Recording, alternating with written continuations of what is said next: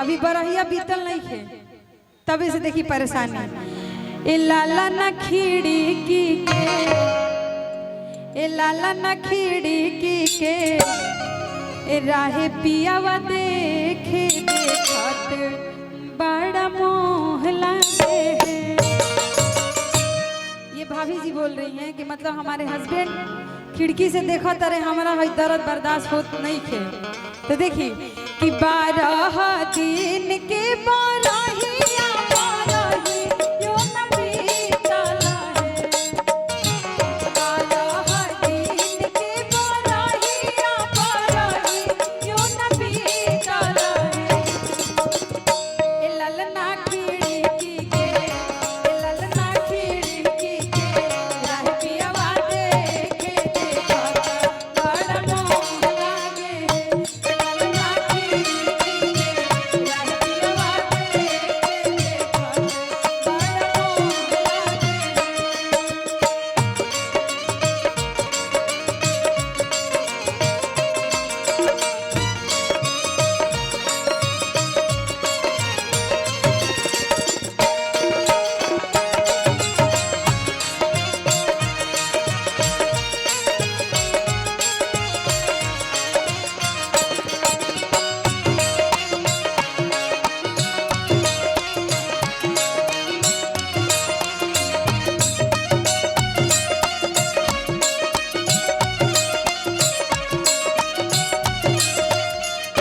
अब देखिए, जब ये बात बोल के अपनी सासू माँ से कहती हैं,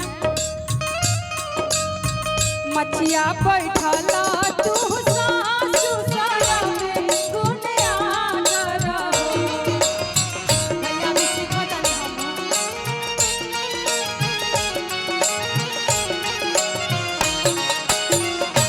मचिया बैठला तू सासू साया में गुने आगर हो।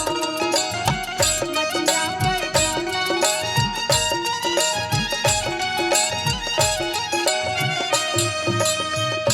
ऐसा सुतानिया सा, ऐसा सुतानिया सा,